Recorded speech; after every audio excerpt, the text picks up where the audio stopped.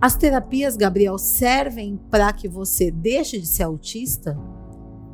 Não servem para deixar de ser autista. Mas eram palavras muito claras, mamãe, professora Chapéu. Quando eu cheguei em casa, a primeira coisa, eu coloquei o almoço dele, a primeira coisa que eu vim fazer foi descarregar as fotos.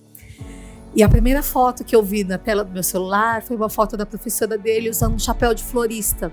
Olha só. Foi a primeira vez que o Gabriel conseguiu me contar uma coisa que aconteceu com ele. Ele já tinha 5 anos. Olá, pessoal. Bem-vindos ao Formari Talks, o podcast da Formari. Estamos hoje aqui com a Carla Bertin e o Gabriel Bertin, mais conhecido como Gabs.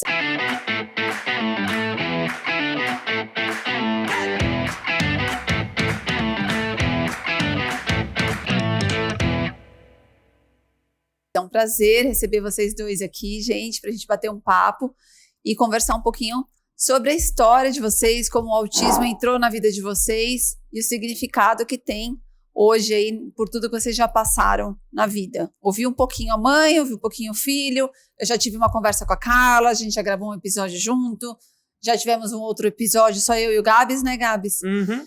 E agora é a hora de juntar os dois e ter uma conversa aí bem bacana com vocês. Papo de família, Papo de né? família, papo de família. Tá pronto, Gabs? Estou pronta. Muito bom, então. É muito bom estar aqui com vocês, com todo mundo que está acompanhando a gente. É muito bom a gente compartilhar um pouquinho das nossas histórias, porque é interessante, né? A gente vive em locais diferentes, a gente tem histórias de vidas diferentes, a gente tem situações econômicas, de estudo diferente, mas quando a gente fala a respeito do autismo e do impacto do autismo na família, as nossas histórias se fundem, né? E a história de quase todo mundo com autismo é muito semelhante, de pais, de filhos e tudo. Então, é muito legal a gente perceber que a gente não está sozinho, que as pessoas compartilham das mesmas alegrias, das mesmas dificuldades, e a gente vai falar disso. Mesmos sonhos, expectativas. Mesmas dores, e exato. assim, né? O que você viveu, né? Como você fez, como você faria, ou não, isso deu certo, isso não deu certo. Eles são insights importantes que outras pessoas podem ter ouvindo essa conversa. Às vezes a gente pensa, nossa, mas eu estou aqui falando para mim o que é o óbvio. Uhum. Mas para quem está ali na trajetória como você estava há 10 anos atrás, exatamente. Não é óbvio, né? E quem dera se você tivesse essa oportunidade de ter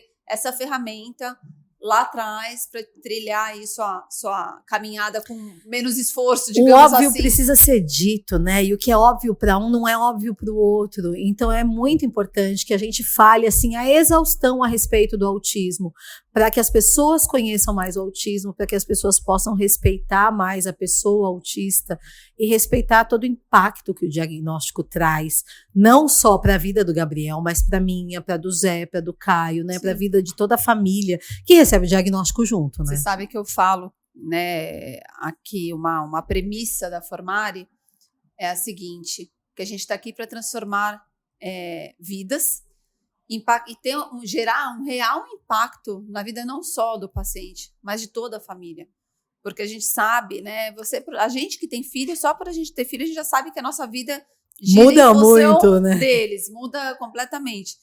E um filho atípico, as necessidades, as demandas são maiores. Uhum. Então, a nossa missão, digamos assim, é conseguir transformar essas vidas mesmo, sabe? Não só do cliente em si, mas da família como um todo. E muda, né? Gabs, o que seria da sua vida sem os terapeutas? Não é? Muita coisa, mas menos do que eu sou agora. Exato, né? Impacta a vida da pessoa, impacta a nossa, né? Toda vez que eu tenho oportunidade nas palestras, nas capacitações, eu agradeço todos os terapeutas, porque vocês fazem toda a diferença na vida dos nossos filhos. Cada um tem o seu papel. O nosso papel como pais é extremamente importante, mas um pai nunca vai substituir o trabalho de um terapeuta. E nem vice-versa, exatamente, né? A gente fala muito isso pra né? eles. Então a gente precisa exercer o nosso papel como pais, vocês como terapeutas, a escola como educadores, porque se a gente trabalha em equipe, os resultados são otimizados, né? E às vezes a gente gasta tanto tempo e tanta energia disputando, acusando, brigando, sendo que a gente podia se unir, porque o objetivo de todo mundo é otimizar o desenvolvimento daquela pessoa, né? Você sabe que essa é uma dor que a gente aqui na Formari, os pais daqui não sentem. Por quê? Porque o tratamento ele é todo individualizado num único lugar e Uhum. interdisciplinar. Então, a gente tem a supervisora, que faz toda a coordenação, faz a interface com a família, com a escola, com o médico. Uhum. Ela faz toda a gestão clínica, né? Uma especialista faz a gestão clínica de todo o caso. Tem a coordenação, tem os terapeutas. Então, Uhum. as famílias que estão aqui não têm essa dor, mas quando essas famílias chegam, elas vêm muito fragilizadas. Exato. Elas têm, assim, reclamam muito da exaustão mental e até mesmo física, né? E a se falta do deslocar, conhecimento se também, né, deslocar de um Marina? lugar pro Assim. outro, de não saber se está acertando. Tem famílias que gastam ali 1 ano de intervenção na intervenção errada, Uhum. né? Então a mãe está com um fono num lugar, um terapeuta, psicólogo no outro, TO em outro. As pessoas não E se o que não falam. necessariamente é sinônimo de não resultados, mas a gente sabe que a realidade, não somente aqui no centro de São Paulo, na cidade de São Paulo, mas Brasil afora, é que é muito difícil. O acesso a clínicas multi é muito reduzido. A maioria das Sim. pessoas, sim, tem a fono num lugar, a psicóloga no outro lugar, terapeuta ocupacional, que né, é um profissional quase em extinção. Sim, e Porque fono a gente. também. Fono também, né? Engraçado, Fono também, porque parece são- que cada vez tem menos fonos no mercado. São 2 profissionais assim E raros. são essenciais para o desenvolvimento da pessoa autista, né? Inclusive a questão da comunicação, que não é fala, a comunicação vai muito além da fala, é um critério diagnóstico. Isso Sim. significa que todo autista precisa do acompanhamento de uma fono, e a gente sente muita falta disso. Então, quando a gente tem pais que se envolvem, que tentam entender o que é o autismo, o que está sendo trabalhado em cada lugar. E muitas vezes, nós pais temos que assumir esse papel, sabe? Sim. De gestão, de conversar com um, conversar com outro. Aí você vai na escola, conversa, volta, conversa com outro, porque nem todo mundo, a minoria da população tem acesso a alguém que gerencie tudo Sim, isso, é um né? privilégio, porque você tem um gestor clínico Uhum. fazendo essa interface com todos os protagonistas aí, porque eu acho que Exato. eu sempre falo que são vários protagonistas. Uhum. O fono, ele é protagonista no caso, o TO, o psico, o Uhum. educador físico, o psicopedagogo. Exatamente. Então, você ter alguém com um PEI único Uhum. aplicando isso, você tem assim, uma agilidade na velocidade desse tratamento muito grande. Isso é Exato. algo que a gente não pode deixar de Perfeito. ponderar, né? Exatamente. E, além disso, o menor desgaste da família também, Claro. porque é o que você falou. Não é só sobre ter tempo para ir, mas é ter habilidade mesmo. Eu tenho uma família que fala, nossa, eu tenho quase uma empresa, Uhum. porque o tanto de trabalho que me dá para gerenciar tantas pessoas que ficam ali 2 meses para conseguir marcar uma reunião. Exato. E- Gerenciar reembolso, Fora gerenciar isso, né, Carla? terapia, Fora gerenciar isso. agenda. A gente fala que a agenda de autista é mais ocupada de que muitos CEOs por aí, né? A agenda deles é muito ocupada, você tem que tirar daqui, você vai colocar aqui, então aí você tem que otimizar uma terapia que é perto da outra, né? Mas Calcular o isso, tempo de deslocamento. calcular o tempo, comer no carro. O Gabriel é craque em almoçar no carro, porque a vida Gabi. inteira dele ele ia Uhum. comendo no E carro. você não é? gosta de comer no carro? Ou já se acostumou? Não gosta? Eu não vou falar que é a coisa mais legal do mundo, mas se precisar, eu não reclamo. Já se adaptou com isso. Já. E quantas refeições não foram feitas, né? Porque não dá, Exato. né? Quanta sujeira que ficou no carro depois. Isso eu nem comento. Né? Eu teve uma fase que eu pegava ele na escola, ele entrava no carro e ele falava, cadê a marmita? Porque eu fazia marmitinha pra ele, então, porque a gente fazia isso, né? Até ir pra casa, almoçar, ir pra Não dá terapia, tempo. voltar, a gente chegava em casa mais tarde, pegava trânsito e tudo, então a gente ia direto da escola. E muitas vezes ele almoçou no carro, a gente chegava uns 15, 20 minutos antes, e na porta da clínica ele terminava de comer, fazia a lição no carro. Isso tudo fazia parte do nosso dia a dia, que são coisas que mães de pessoas com desenvolvimento típico, dentro do padrão, nem se preocupam em ter essa correria toda, né? A gente se preocupa com aula de futebol, com aula de natação, com aula de música, enquanto mãe de autista está preocupada se vai ter todas as terapias, se vai conseguir sair mais cedo do emprego para levar o filho ali, se não vai ser mandado embora de estar saindo mais cedo todos os dias e tudo. São preocupações diferentes, né? A natureza das preocupações são diferentes e a necessidade também, né? Exato. E, Gabi, para você, essa vida de estudo, a terapia, isso faz parte de você desde pequeno. Exatamente. Como que é isso para você? É cansativo, é chato, é ok? Pra mim, não não tem o menor problema, eu já me acostumei. Já se acostumou. E gosta, né? Porque você falou pra mim E no outro gosto. episódio que você gosta. Ele falou que adora as terapias dele. Eu achei tão bacana isso. É.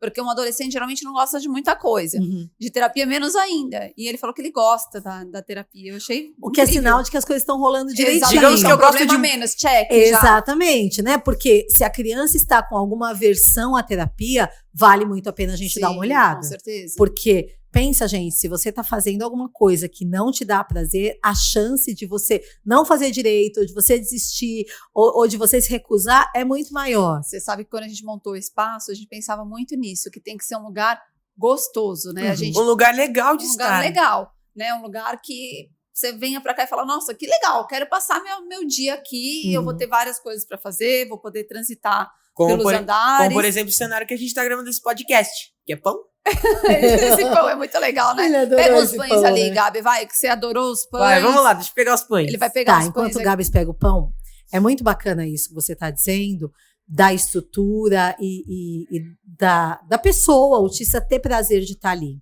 Mas também é muito importante que nós, pais, estejamos atentos com relação à intervenção. Com certeza. Porque o ambiente agradável favorece, mas ambiente não faz terapia, né? Tem muitos lugares Brasil afora que investem muito em hotelaria e o plano terapêutico não é exatamente um plano terapêutico, é uma recreação.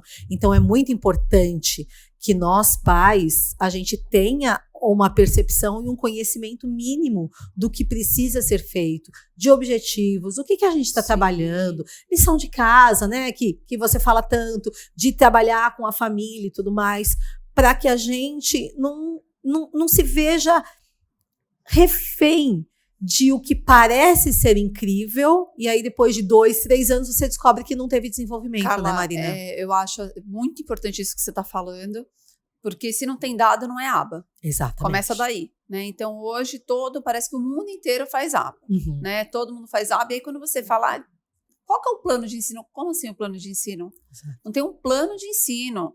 Plano de ensino integrado piorou. Objetivos. Objetivos. Família não sabe o que está sendo trabalhado. Exatamente, né? Reunião sem pauta, o que foi conversado, o que foi alinhado. A gente tem, assim, um trabalho forte na gestão das supervisoras. São 10 supervisoras que a gente tem aqui. Uhum. E a gente tem encontro semanal clínico com elas, porque a gente não abre mão dessa qualidade, né? De os processos clínicos estarem muito redondos, as coisas estarem funcionando. Supervisão com frequência. Todas elas Te fazem contar supervisão uma. com supervisoras, quer dizer, Uhum. não é só o local gostoso, esse é um dos itens, Exato. né? Mas a base científica, a base Terapêutica tratamento é essencial, terapêutico né?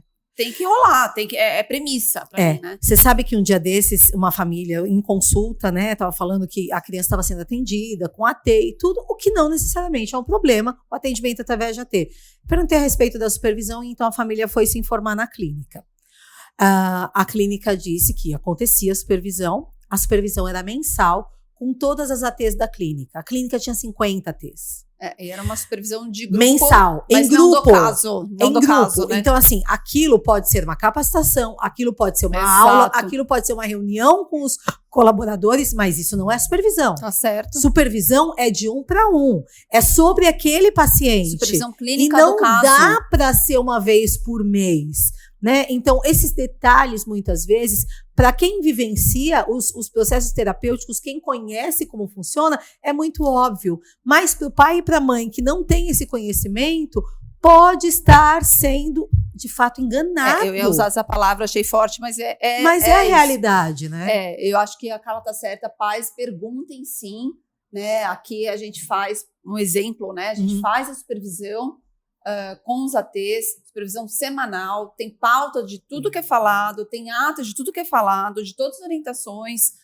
Eles têm reunião em grupo, uma vez por semana, que não se discute casos, se discute questões gerais, técnicas de outra ordem, tem os treinamentos maiores para toda a equipe, quer dizer, a gente tem que saber do que a gente está falando. E é importante a gente deixar claro que essa nossa conversa não é patrocinada, né? A gente não está aqui fazendo propaganda da clínica, ok? Sim. A gente está trazendo informações para que vocês, pais, assim como eu, tenham a percepção do que de fato está acontecendo com o nosso filho.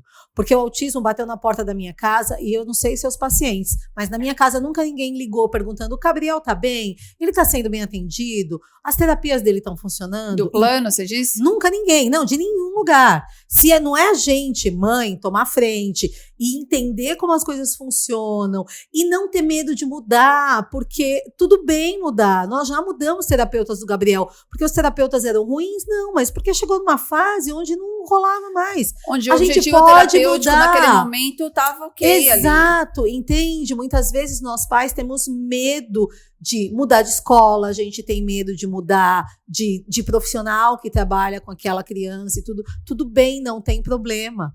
Mas a gente não pode abrir mão do que é necessário para os nossos filhos. Ó, o Gabriel tá fazendo uma decoração O Gabi é muito bonita. É a Gabi, minha pãodaria. Você que tá aí empenhada na padaria, ele adorou, gente, esses pãezinhos aqui, ó. Minha São de pãodaria. tecido. Adorou né? os pãezinhos. É, eles têm uma questão espuma sensorial, dentro. né? Vocês querem pão? Vocês não querem pão, né? Coisa triste. Mas é gostosinho mesmo. E Gabi, bom. pra você, essa questão de mudança, de terapia, né, disso que a gente tá falando, é algo que hoje você já lida numa boa? Antigamente era uma coisa que você ficava mais, assim, inseguro? Como que é? Eu não me dava bem com mudanças antigamente. Ah, mas a mudança, você sabe que a mudança, ela gera insegurança e vários medos pra maioria das pessoas. Exatamente. Mas pra mim já era pior ainda. Qual que é a sensação que você tem? Que você tinha, não sei. Caraca, agora você me deixou complicado pra dar uma resposta. Mas era ruim. Era Você muito ruim. sofria com mudanças. Sofria. Lem- Tanto. Calma, deixa eu contar uma história antes. Que Conte. eu não sei se tem muito a ver, mas sabe aqueles tocador de DVD antigo que tinha várias faixas que você escolhia a música e ela tocava? Sei. Em Aparelho alguns- de som que toca Sei, DVD. Sei. Em alguns aparelhos. Em alguns aparelhos de som, tem o modo o random, que pode começar pela música 1, aí depois vai logo pra 7. Ele mistura, randomizado, Aí né? mistura Exato. tudo, mistura tudo. E pra mim, era muito complicado, porque depois da música 1, tem que vir qual?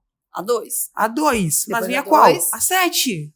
E aí isso te desorganizava. Exatamente. E quando não. você se desorganizava, você chorava, você ficava bravo, qual que era a sua reação? Tudo e mais um pouco. Ele chorava, ele não. Nessa época ele não sabia ainda falar quase, então ele mostrava com os dedinhos qual era a faixa que tinha que vir. Porque ele sempre amou números, então ele mostrava com o dedinho qual que é a faixa. E hoje você consegue ouvir sem ser na ordem? Consigo. Não te incomoda? Não me incomoda. Isso é uma superação tão bacana. Isso é muito legal, mas olha que interessante, há um tempo atrás, eu conversando com o Gabriel, porque como agora ele consegue explicar as coisas que acontecem na cabeça dele, muita coisa começa a fazer sentido.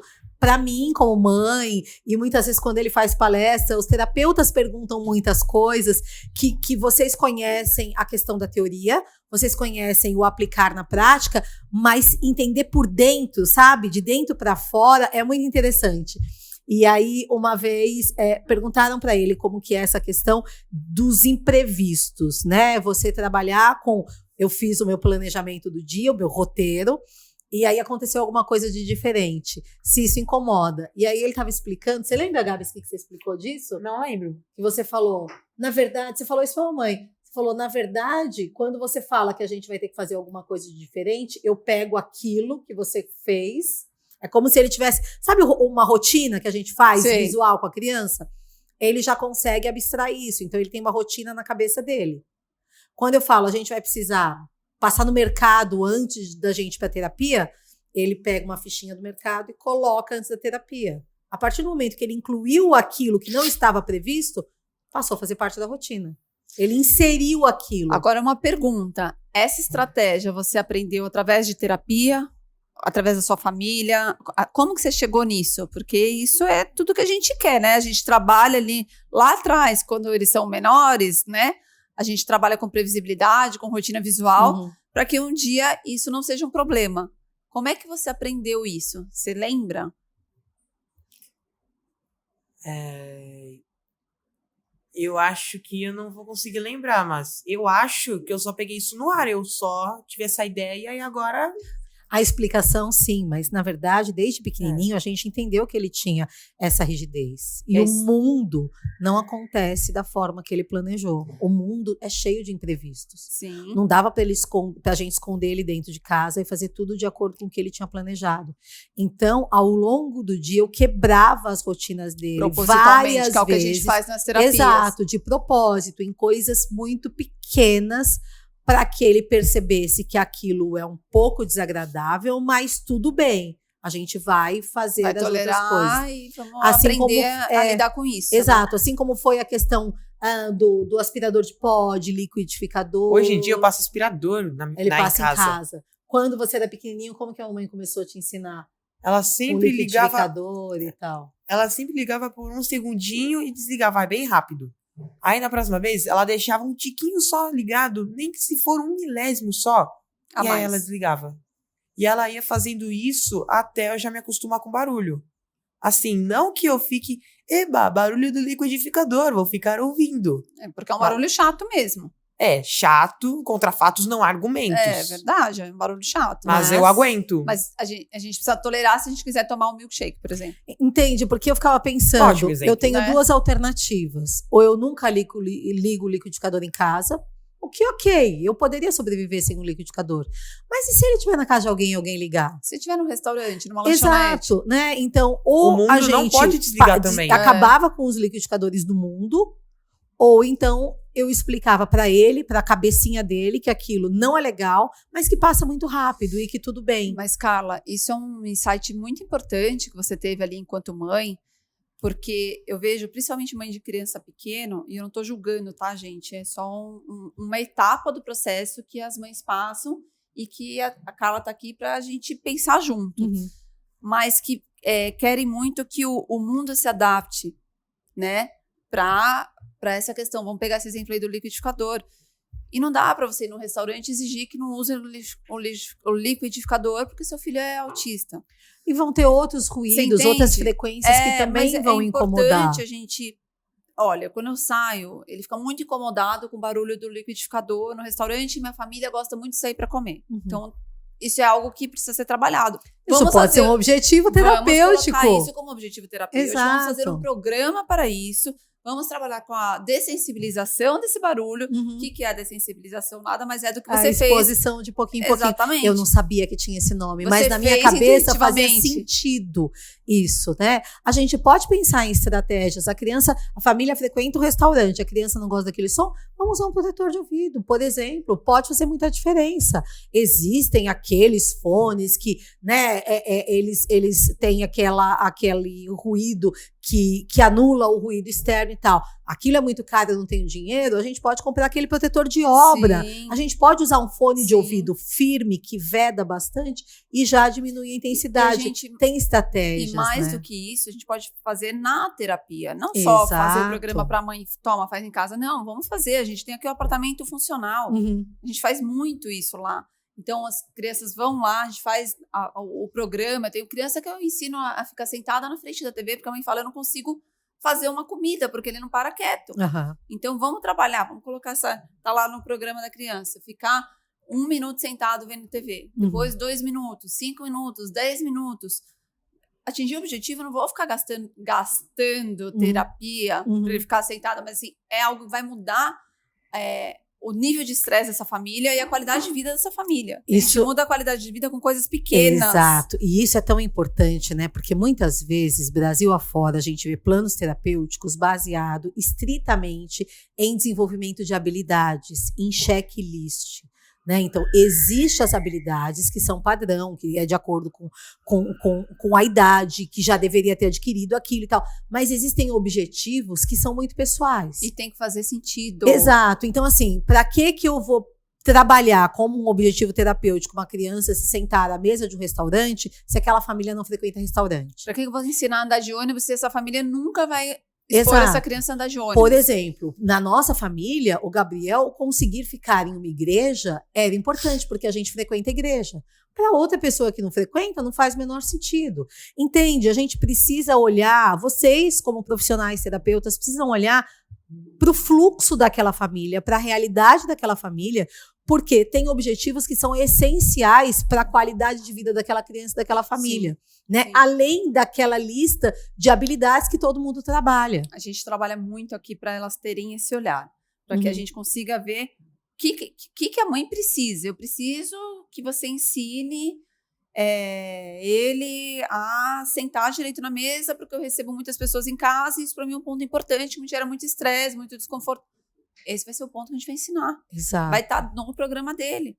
Né? E uma coisa legal, que vale a pena, de repente, até a gente provocar o Gabs, as terapias, Gabriel, servem para que você deixe de ser autista?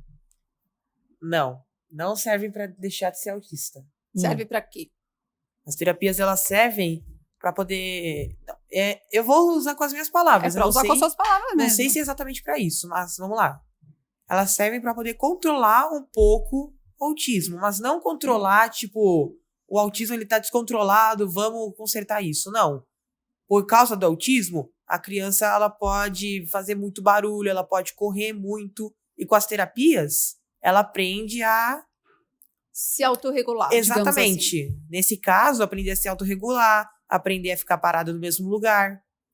Muitas vezes o autismo traz dificuldades, né? Traz dificuldades para a pessoa ou mesmo sofrimentos. As terapias, isso é importante a gente falar, porque tem muita gente que acha que a gente coloca filho para fazer terapia para tirar o autismo dele. O autismo é um negócio aqui do cérebro. O cérebro do Gabriel funciona diferente. Sim, e vai funcionar diferente pro resto da vida. É um cérebro que se comunica de uma forma diferente, que se relaciona de uma forma diferente, que tem interesses em coisas diferentes e ok, é assim e vai continuar sendo assim. Mesmo que ele tivesse recebido o diagnóstico com 30 anos, na verdade ele a vida inteira teria sido autista, mesmo que o diagnóstico tivesse vindo tardiamente. Sim. A terapia serve para que a pessoa, dentro da característica dela de autismo, tenha maior funcionalidade, que ela seja mais feliz, que ela seja mais autônoma, que ela possa viver de forma satisfatória na sociedade. Sim. Porque a nossa sociedade é uma sociedade de pessoas neurotípicas. As coisas funcionam ainda de uma forma, né? O mundo ainda funciona de uma forma mais favorável às pessoas neurotípicas. Verdade, e aprender detalhes de comunicação, de habilidade, de autocuidado e tudo mais. Essas sutilezas podem fazer toda a diferença. Não para que eu tire aquela pessoa do espectro, mas que aquela pessoa tenha a maior funcionalidade e felicidade possível dentro das suas características. Tudo isso que você falou que a gente chama de qualidade de vida. Exato. É ela estar bem com ela mesma. Uhum. A família estar feliz na condição que eles têm, né? E o que faz sentido na vida deles. Eu acho que isso é muito importante. Comparado a ele mesmo, né? Muitas vezes a gente, mãe, tem a tendência natural de comparar nosso filho com o filho dos outros. Mães de filhos típicos e atípicos. Mas eu vejo que isso acontece mais com as mães atípicas, né? De um modo geral, assim. Não sei se ficou uma expectativa tão grande, né? Que esperando tanto aquelas conquistas e isso acaba, muitas vezes, sabe, Carla, que acaba gerando até um sofrimento para essas famílias. Gera, porque não dá para eu comparar uma criança a outra. Eu preciso comparar o Gabriel hoje com o Gabriel de um ano atrás. É isso. Ele tá mais feliz, ele tá mais independente, ele tá mais autônomo, legal. Não está? Bom, então vamos rever o plano terapêutico dele, vamos rever as questões escolares, vamos rever nossa dinâmica familiar. É isso, sempre comparar o seu filho com ele mesmo. Anteriormente, né, Gabs? O que você acha? Você acha que você mudou muito, Gabs, desde quando você era pequenininho? Do Gabs de 3 anos, de 5 anos, vai, 5 anos. Vamos ver.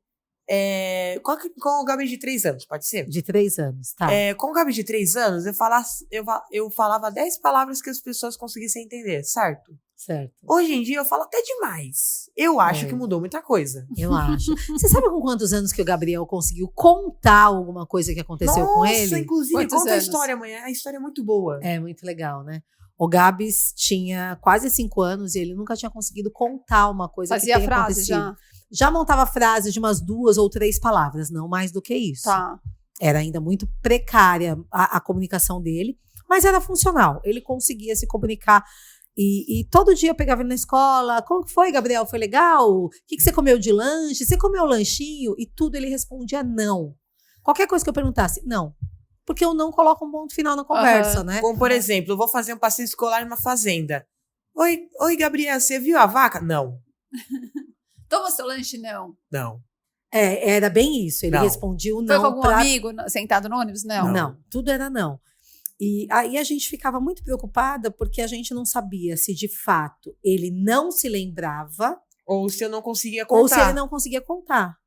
Entende? Porque eu não sabia. Vai se que ele o não cérebro... queria interagir. Ou se eu não Fica queria. várias- Vai que o cérebro dele não consegue lembrar de fato o que aconteceu. Ficam várias dúvidas, né? Muitas Olha quanta angústia dúvidas. para uma mãe. Né? A gente ficava muito preocupado. imagino. Por quê? Se ele chegava machucado em casa, ele nem sabia contar pra gente se ele caiu, se o amiguinho bateu, Verdade. se ele... Entende? Isso é uma preocupação muito constante no dia a dia e tal. Então, a gente adotou uma ferramenta, né, no dia a dia dele. A gente usava uma máquina fotográfica, uma máquina digital, que fazia parte do material escolar dele. Foi uma briguinha com a escola para isso, mas eles depois liberaram. E todas as atividades, eu assinei um termo de responsabilidade, que eu não ia usar essas fotos para rede Sim. social, para nada, que era para fins terapêuticos e tudo.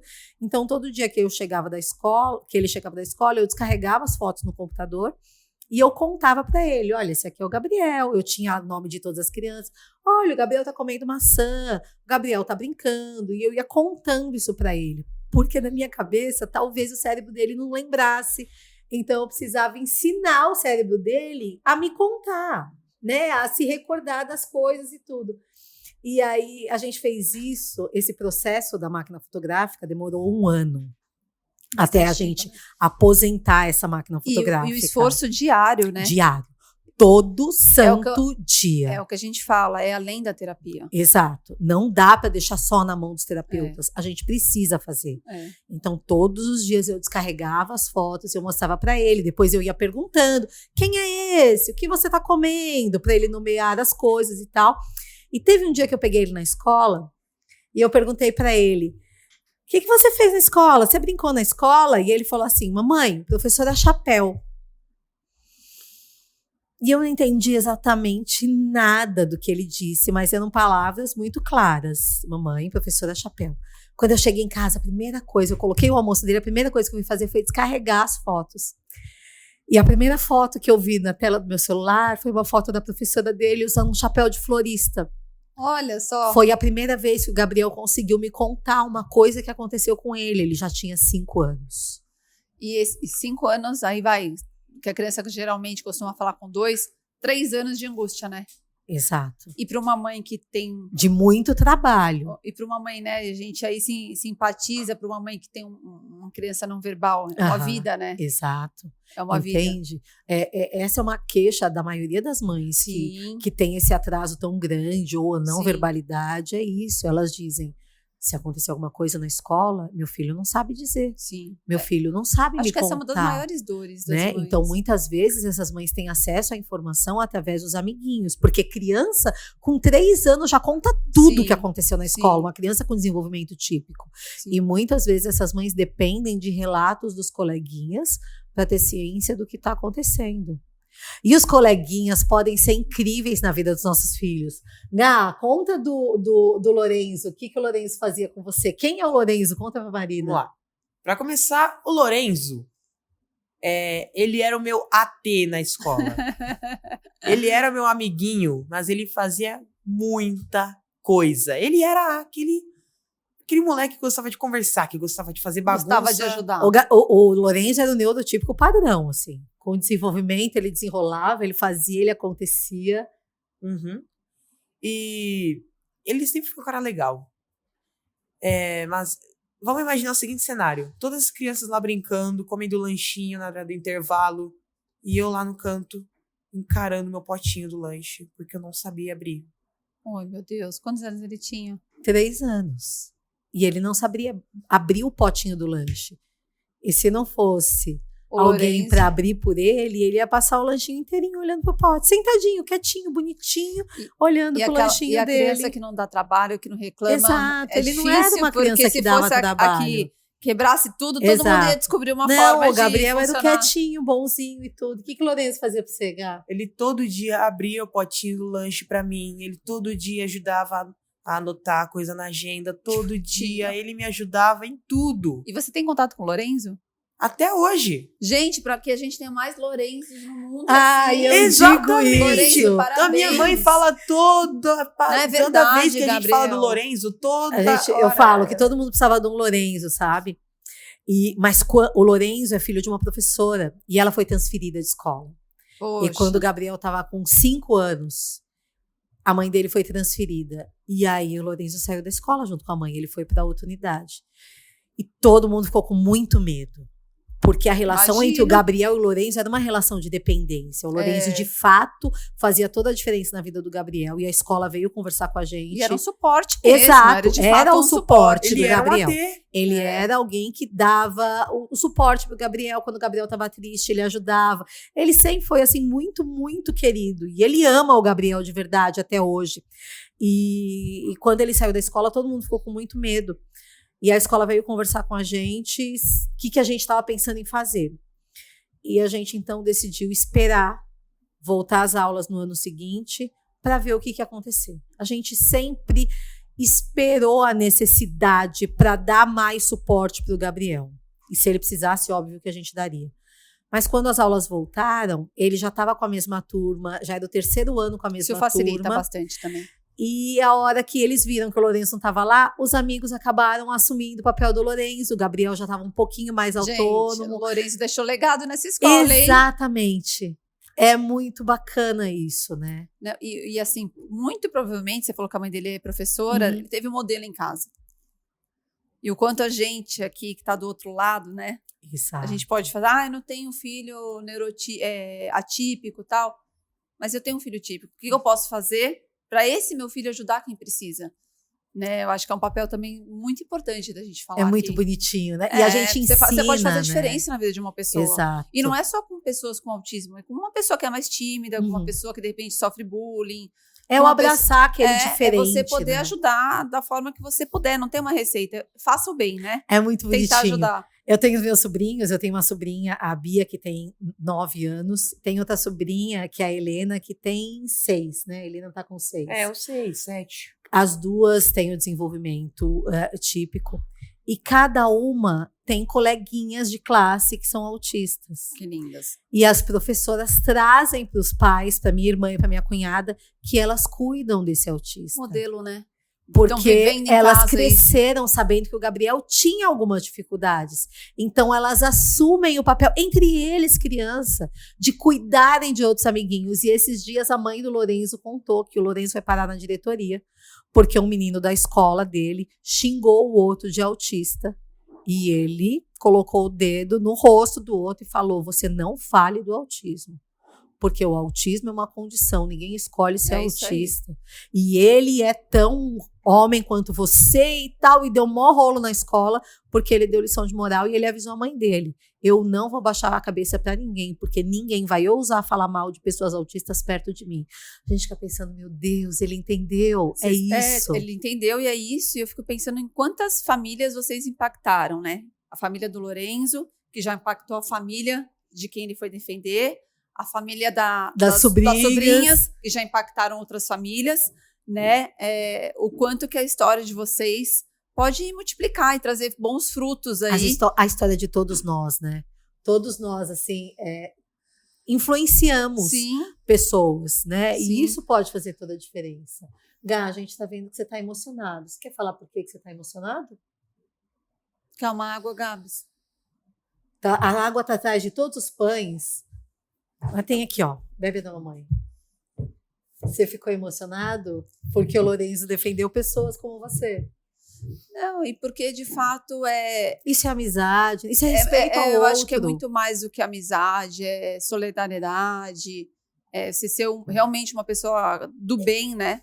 Que tá ali para ajudar, para promover auxílio de alguma forma. E o mundo carece disso, né? O Gabs fala uma coisa na palestra dele que eu acho que cabe, que tem tudo a ver com o que a gente está falando agora. Quando perguntam para você se você tem muitos amigos, o que você gosta de falar? Fala para a Marina, para a turma que está assistindo a gente. Responde você, por favor. Não é fácil ter amigos, né, Gabs? Responde você, por favor. O Gabs está no momento que pegou, né? E tá tudo bem pegar, viu, Gabi? Mas que mais importante do que ter muitos amigos é o quê? É ter amigos que... Só completa a frase. Você que fez. Mãe. Amigos que gostam de você de verdade, do jeito que você é. Não é todo dia que é fácil ser amigo do Gabriel. Tem dia que às vezes ele é meio inflexível, tem dia que ele fica incomodado com algumas coisas, assim como a gente. A gente também. Né? Tem dia, pergunta pros nossos maridos se tem dia que a gente não tá insuportável. Não é fácil estar casado com a gente também. Né? Exato. Mas é isso, é esse respeito com as pessoas, respeito pela individualidade de cada um. E é isso que a gente busca, né? No fundo, nosso dia a dia. No fundo, é só isso que é uma coisa que a gente não deveria brigar para. Exatamente.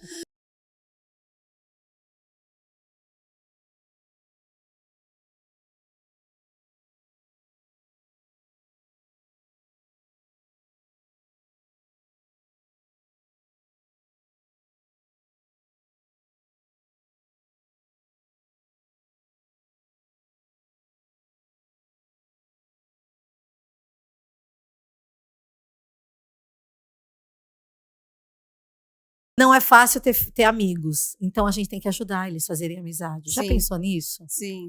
Quantas vezes o Gabriel ia pro parque, enquanto a mãe das crianças ficavam sentadinha, mexendo no celular ou conversando, eu tava lá no meio das crianças. Atrás deles, né? Brincando no chão, me sujando e fazendo bagunça com eles, porque se o Gabriel tinha dificuldade de fazer amizade, eu tinha que ajudar.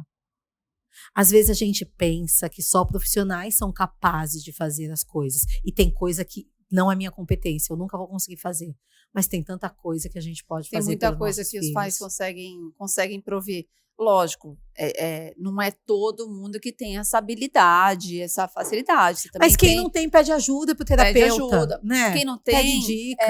Precisa saber da importância que é isso e ir atrás da informação. Gente, verdade. foi muito bom estar aqui com vocês hoje. Obrigada. Espero que a sua emoção tenha sido... Foi boa a emoção? De forma positiva. Foi boa? Foi boa. Então eu fico Foi feliz, boa a senão eu fico conversa? preocupada. E foi boa a padaria? O que ele foi boa. Ele amou a padaria, né? Olha, na hora de ir embora, você conta os pães pra ver se ele não levou nenhuma no bolso, tá bom? Eu vou comprar uma leva de pães e vou mandar pra você. Você gostou mesmo?